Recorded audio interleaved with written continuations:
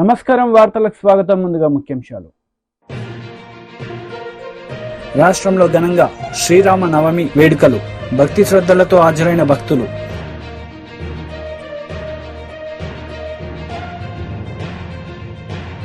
TDP అధికార ప్రతినిధి Kommareddy Pattabhiram media సమావేశం. వైసీపీ నేతలపై fire.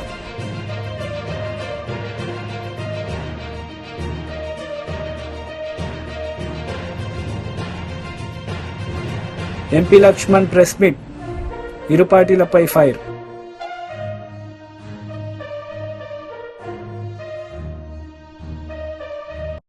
MP Laxman press meet నిర్వహించారు. ఈ సందర్భంగా పలు అంశాలపై ఆయన మాట్లాడారు.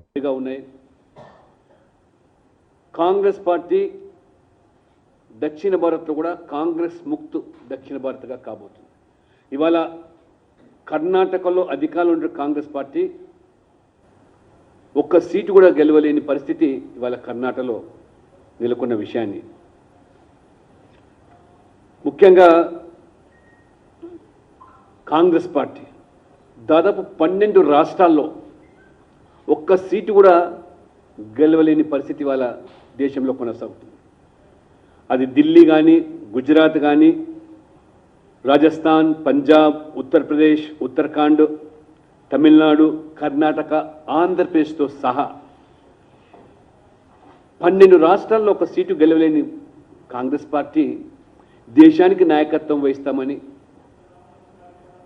దేశానికి ప్రధానమంత్రి ఇవాళ కాంగ్రెస్ పార్టీ అందిస్తుందని ఇవాళ భారతీయ జనతా పార్టీ మాత్రమే కాదు, సర్వేలే కాదు, మీ కూటమిలో ఉన్నటువంటి పార్టీలు సైతం కూడా ఇవాళ కాంగ్రెస్ పార్టీని ఇవాళ ఆదరిస్తలేరు, కనీసం ఇవాళ గుర్తిస్తలేరు, గౌరవిస్తలేదానికి తార్కాణం పంజాబ్లో ఆమ్ ఆద్మీ పార్టీతో కాంగ్రెస్ మాకు పొసగదని, వెస్ట్ బెంగాల్లో కూడా మమతా బెనర్జీ కాంగ్రెస్ పూర్తిగా అడ్రస్ గల్లంటిన పార్టీతో మాకు పొత్తు అవసరం లేదని,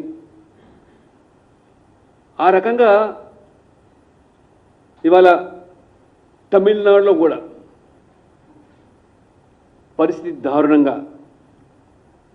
దేశవ్యాప్తంగా 247 సీట్లు పోటీ చేస్తున్న కాంగ్రెస్ పార్టీ ఖచ్చితంగా 235 సీట్లు ఓడిపోయే దశకు ఇవాళ చేరుకోవటము,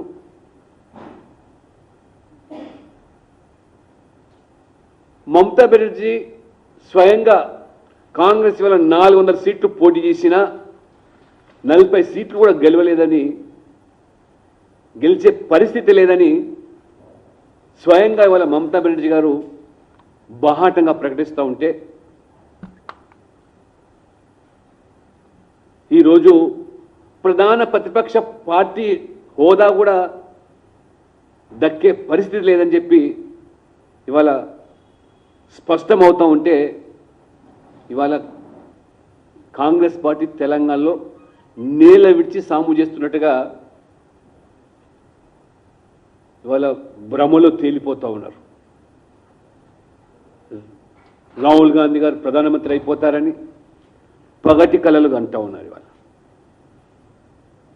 ముఖ్యంగా ఇవాళ కాంగ్రెస్ పార్టీ దిక్కుతోచని పరిస్థితిలో దేశం మొత్తం మీద కూడా కాంగ్రెస్ తుడిచిపోతూ ఉంటే, తెలంగాణలో కూడా మినుకుమంటూ అసెంబ్లీ ఎన్నికల సందర్భంగా ఇచ్చిన హామీలు, ఉచితాలు, గ్యారంటీలు అమలు పరచలేక, నెరవేర్చలేక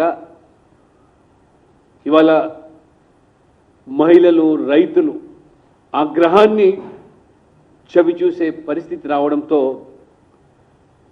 ముఖ్యమంత్రి రేవంత్ రెడ్డి గారు ఒక అభద్రతా భావంతో, ముఖ్యమంత్రి కాకముందు వారు చేసిన ఆర్భాటం, హడావిడి, వారి మాటల తూటాలు వాళ్ళ ముఖ్యమంత్రి అయిన తర్వాత పలచబడ్డ విషయాన్ని ఇవాళ వారు ఒక అయోమయ పరిస్థితిలో, కాంగ్రెస్ పార్టీలో అంతర్గత కలహాలతో, ముఠాలతో ఒకవైపు సతమతం అవుతూ ఉంటే, 4 మాసాలకే ఇవాళ కాంగ్రెస్ పార్టీ ప్రజా ఆగ్రహాన్ని చవిచూసే పరిస్థితి.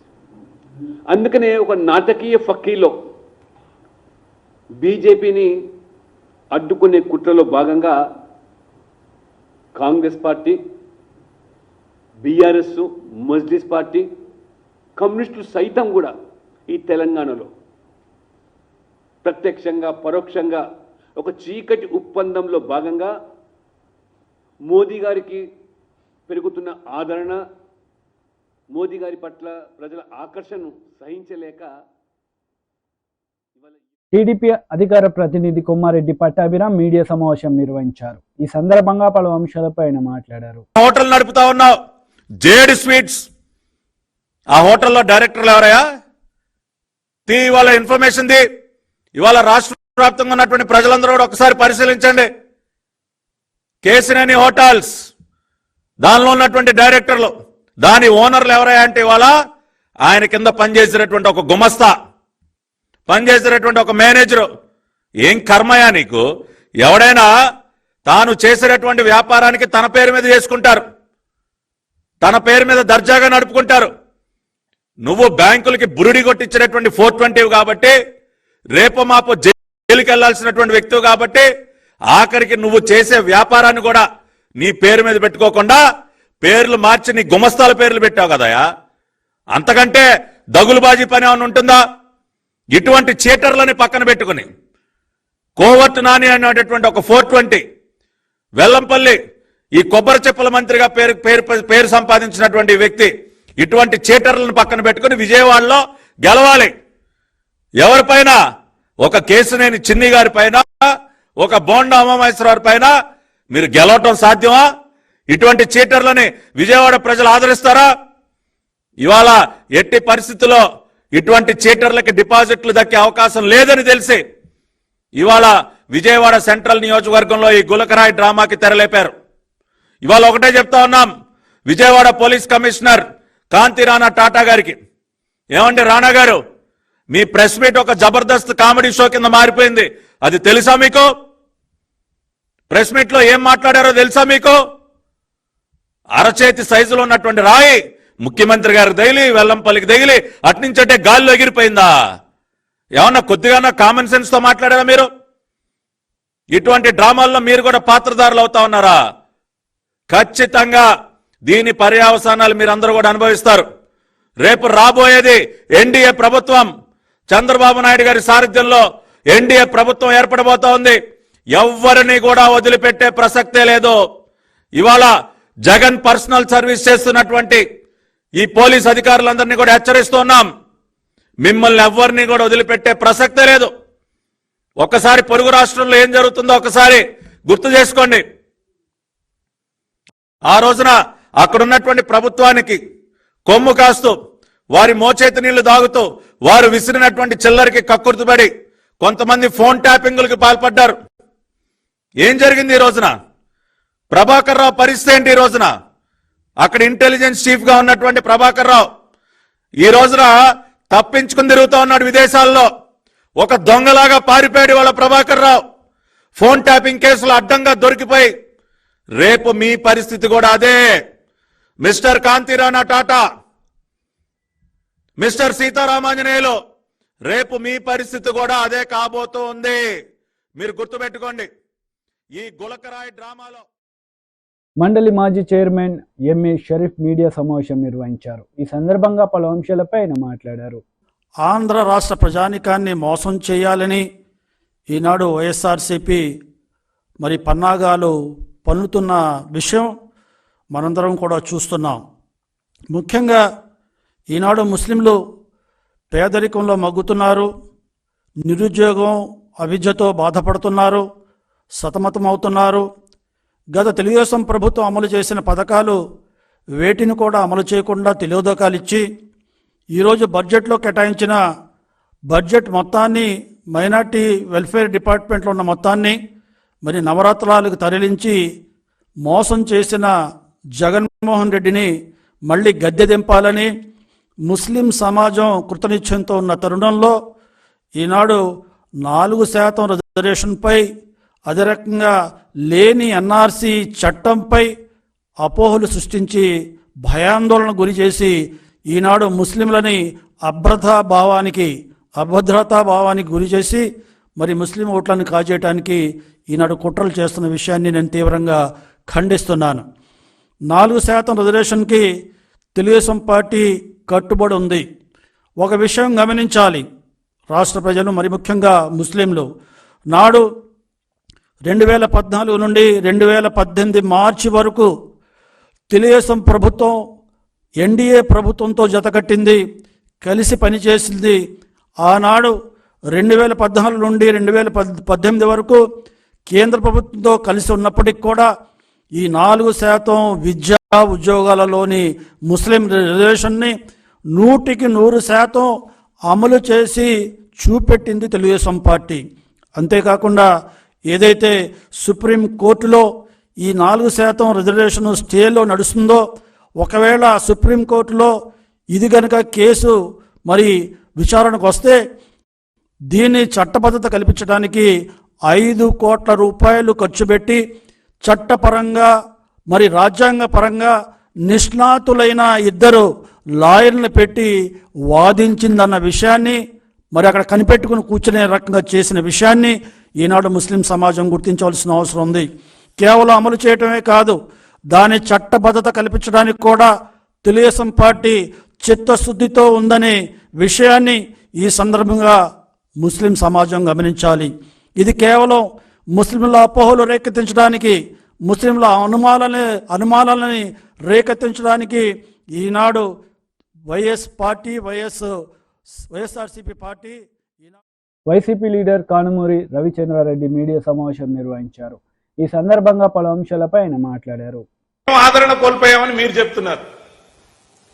అడుగడుగున వెలవెలబోతున్న మీ సభలు కానీ, మీరు పవన్ కళ్యాణ్తో కలిసి మీ వదిన గారితో కలిసి చేస్తున్న యాత్రలు ఏ విధంగా ఫ్లాప్ అవుతున్నాయో మీకు తెలుసు కాబట్టి ఓర్వలేనితనం మీ అణువడంలో కనబడుతోంది. మొన్న కూడా బాలకృష్ణ ఏదైతే ఆ కర్నూలు జిల్లాలో పర్యటన చేశాడో అక్కడ జనం లేక వెలవెలబోయారు. మరోవైపున దత్తపుత్రుడి కోసం మీ పుత్రుడు, మీ దృష్టిలో ఉత్తపుత్రుడు నారా లోకేష్ ఏ సభకి పనికిరాని వ్యక్తిగా మీరే పక్కన పెట్టారు. అంతేకాకుండా మీ దత్తపుత్రుడు పవన్ కళ్యాణ్ ఫ్రస్ట్రేషన్ ఎక్కువై సభలో మొన్న నాదెండ్ల మనోహర్ గారితో కలిసి తెనాలిలో జరిగిన మీటింగ్ లో హఠాత్తుగా పూనకానికి లోనైనట్టు పిచ్చి పిచ్చిగా ప్రవర్తించడంతో పాటు ఊగిపోతూ అతను చేసిన వికృతమైన చేష్టలు ఏవైతే ఉన్నాయో అనుమానాలు వస్తున్నాయి, మాకే కాదు జనాలకు కూడా. ముఖ్యంగా అతనేమన్నా మత్తు మందులకు బానిసయ్యాడా, మందు సేవించి ఆ విధంగా ప్రవర్తిస్తున్నాడా, యువతని వచ్చిన జనాన్ని కూడా అవహేళన చేసే రీతిలో ఏదైతే పిచ్చి పిచ్చిగా మాట్లాడడంతో పాటు పిచ్చి పిచ్చి ప్రవర్తన పూనకాలు ఏవైతే వస్తున్నాయో ఇవన్నీ కూడా మీ కూటమి ఏదైతే ఉందో బీజేపీ, జనసేన, తెలుగుదేశం పార్టీల కూటమి పూర్తిగా విఫలమైందని తెలుస్తోంది. అందుకే మీకు అణువణువున కూడా టెన్షన్, ఓడిపోతామనే భయం, అడుగడుగున ఫ్రస్ట్రేషన్ గురవుతున్నారు. దాంతోపాటు పైకి మేం పోటీ పడుతున్నది తెలుగుదేశం, జనసేన, బీజేపీ కూటమితో అని అందరూ అనుకుంటున్నారు. కానీ అసలు విషయం ఏంటంటే మేం పోటీ పడుతున్నది Chandrababu Naidu, Ramoji Rao, ABN Andhra Jyothi Radhakrishna, TV five BR Naidu అనే దుష్ట చతుష్టయం యొక్క కూటమితో పోటీ పడుతున్నాం. ఖచ్చితంగా కూడా ఈ కూటమి భవిష్యత్తు కూడా రాబోయే రోజుల్లో ఖచ్చితంగా తెల్లారుతుంది.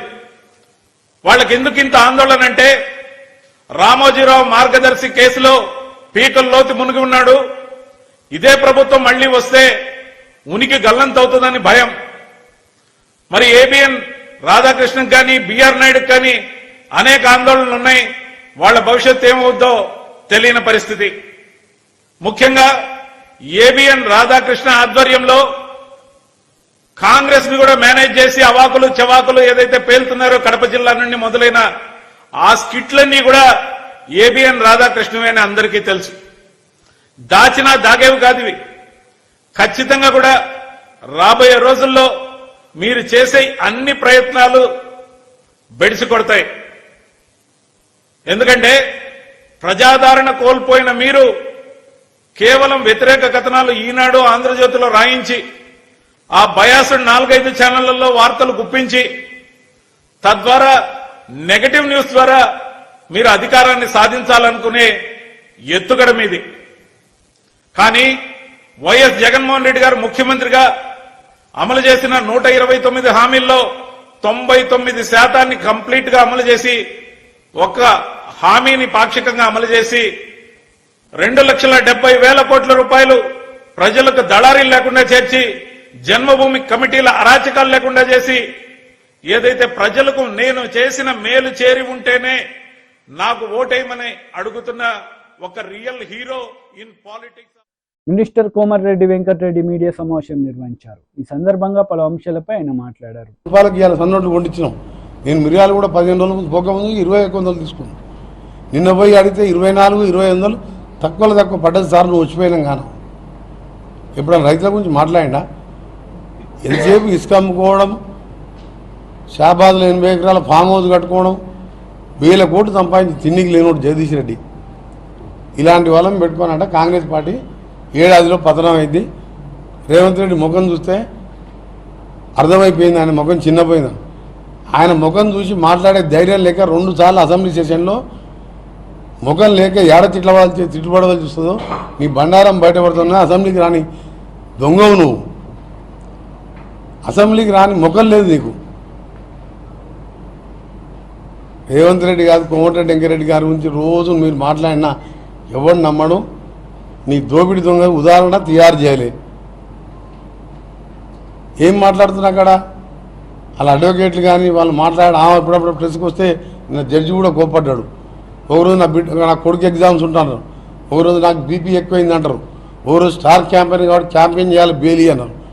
మొత్తం దోసుకున్నట్టు సూత్రధారి పాత్రధారి ఆమె అని చెప్పినాక ఎట్లా సిగ్గొస్తలేదో అర్థమవుతలేదు. కేసీఆర్ గారికి ఎట్లొచ్చి ప్రచారం చేస్తున్నాడు పబ్లిక్ అర్థం కాలేదా? బతుకమ్మ చాటన మందుబాటిలు అమ్ముకున్న వాళ్ళ పార్టీకి కూడా ఓటేస్తారా? ఒక్క సీట్ రాదు. 12-13 సీట్లు పెట్టుకున్నాం. 15 మిషన్ మా టార్గెట్. 12-13 సీట్లతోని ఇలా పార్లమెంట్లో గెలుస్తున్నాం. ఆ తర్వాత 3 నెలలు బీఆర్ఎస్ పార్టీ దుకాణం బంద్ అవుతుంది, ఆ పార్టీ ఉండదని చెప్పి నేను ఖచ్చితంగా చెప్తున్నా. ఆయన అట్లా మాట్లాడుతుంది కాబట్టి వాళ్ళు ఏం కుట్రలు చేస్తున్నాం మాకు తెలిసిపోద్ది. దానికి డబల్ కుట్రలు చేస్తాం. కుట్రలు చేయము మేము చేసే పనులు చూసే వస్తారు వాళ్ళు. నీ పార్టీని బొందబెట్టేది ఖాయం. నువ్వు చూసుకో. నువ్వు రేపటికెళ్ళి కోమటిరెడ్డి వెంకరెడ్డి ఏందో తెలుస్తుంది. నువ్వు మాట్లాడినావు కదా మాటలు. నల్గొండను ముంచి మా ఏఎంఆర్పి నీళ్లు రాకుండా కనీసం లైనింగ్ చేయకుండా ఇంకా ముఖం లేకుండా మాట్లాడుతున్నావు. మన సూర్యాంపేటకు వచ్చిండు, మన అంతకుముందు నల్గొండకు వచ్చిండు, ముషంపల్లికి పోయిండు. 10 ఏళ్ళ కింద వాళ్ళ ఆయన ముషంపల్లికి 10 సార్లు వస్తాను. పదవికి ఇంట్లో కూర్చొని ఏడ్చుకుంటా అలా కొడుకుని పంపించింది ముఖం లేక. సొరంగం పూర్తి చేస్తే ఇవ్వాలా బ్రహ్మాండంగా ఉంటుండే కదా మా జిల్లా. అందుకనే మీ అందరి ద్వారా ఒకటే కేసీఆర్కి చెప్పదలుచుకున్నాం. దాని కిందనే మళ్ళీ ఆయన కూడా ఇచ్చాను. రేవంత్ ఖచ్చితంగా బీజేపీలకు పోతున్నాడు. ఈ మెంటల్ అయింది ఆయనది కొడుకులకు, తండ్రి కొడుకులకు, ఆ బామ్మర్దికి కొంచెం కూడా ఆ కవిత జైల్లోకి పోయేసరికి మెంటల్ అయింది. ఎట్లా 2 ఏళ్ళు బెయిల్ రాదు. మేము కూడా పోతాం ఫోన్ ట్యాపింగ్లా, కాళేశ్వరంలా, యాదాద్రిలా. మనోడు కూడా పోతాడు. మన జిల్లా వాడు కూడా అలా లోపలికి బెయిల్ వచ్చేది ఉన్నది. 50,000 కోట్లకు పెంచింది దాన్ని 29,000 కోట్లకు. జనసేన అధినేత పవన్ కళ్యాణ్ శ్రీరామనవమిని పురస్కరించుకొని ప్రజలకు సుపరిపాలన అందించే దిశగా అభ్యర్థులతో ప్రతిజ్ఞ చేశారు. ఈ సందర్భంగా ఆయన మాట్లాడారు. ప్రజలకు నచ్చే ప్రభుత్వమే పాలనకు గీటురాయి కావాలి. మన లక్ష్యమైన ప్రతి చేతికి పని, ప్రతి చేనుకు నీరు అందించడం ద్వారా వలసలు పస్తులు లేని వికసిత ఆంధ్రప్రదేశ్ ఆవిష్కరణకు భూమిక సిద్ధం చేయటమే మనందరి ఉమ్మడి బాధ్యత. ఇందుకోసం వచ్చే ఎన్నికల్లో తెలుగుదేశం, జనసేన, బీజేపీలతో కూడిన ఎన్డీఏ కూటమి గెలుపే కర్తవ్యంగా కృషి చేస్తానని, మన పార్టీ నియమ నిబంధనలకు కట్టుబడుతూ కూటమి అభ్యర్థిగా పైన తెలిపిన ప్రతి మాటకు కట్టుబడి ఉంటానని భారత రాజ్యాంగం సాక్షిగా ప్రతిజ్ఞ చేస్తున్నాను. జై జనసేన, జై హింద్. జై హింద్. శ్రీరామనవమి రోజున మా అభ్యర్థులందరికీ బీఫామ్ అందజేయడం చాలా ఆనందంగా ఉంది. రామో విగ్రహవాన్ ధర్మ అంటాం. నిలువెత్తు ధర్మానికి ప్రతిరూపం శ్రీరామచంద్రమూర్తి. ఆయన పండుగ రోజున ఈ రోజున మేమందరం తీసుకొని రామరాజ్యం వైపు ఈ రాష్ట్రాన్ని మళ్లిస్తాను మనస్ఫూర్తిగా మీ అందరికీ మాటిస్తున్నాం. ఒక పాలకొండ మినహా దాదాపు 20 మంది ఎమ్మెల్యేలుగా 2 పార్లమెంట్ సభ్యుల్ని ఈరోజు అందరికీ బీఫామ్స్ ఇవ్వడం జరిగింది. పాలకొండ అభ్యర్థి కూడా దారిలో ఉన్నారని తెలుస్తూ ఉంది. వరుస వారికి కూడా అందజేస్తాం. ఈ ఎన్నికలు చాలా కీలకమైనవి. ఈ ఎన్డీఏ అలయన్స్ కూడా 2019 మేము రిజల్ట్స్ తర్వాత నుంచి చాలా కీలకంగా పనిచేసి కామారెడ్డి జిల్లా నర్సులాబాద్ గ్రామంలో గల రామ మందిరంలో గ్రామ ప్రజలందరి సమక్షంలో అందరి సహాయ సహకారాలతో సీతారాముల కళ్యాణం అంగరంగ వైభవంగా నిర్వహించారు. ఈ సందర్భంగా పలువురు మాట్లాడారు.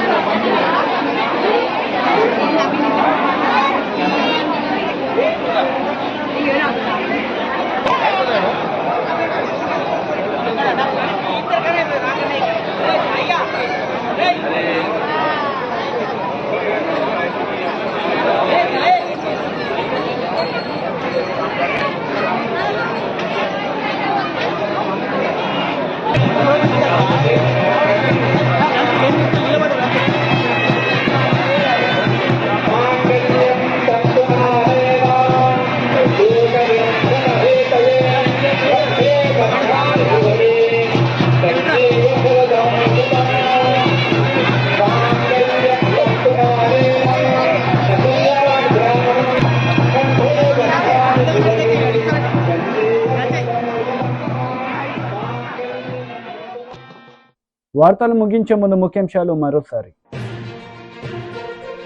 రాష్ట్రంలో ఘనంగా శ్రీరామ నవమి వేడుకలు. భక్తి శ్రద్ధలతో హాజరైన భక్తులు.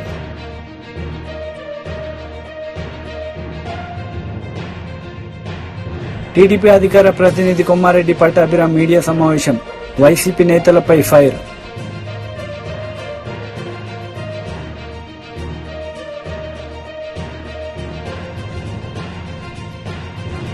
MP Laxman press meet. ఇరు పార్టీలపై ఫైర్.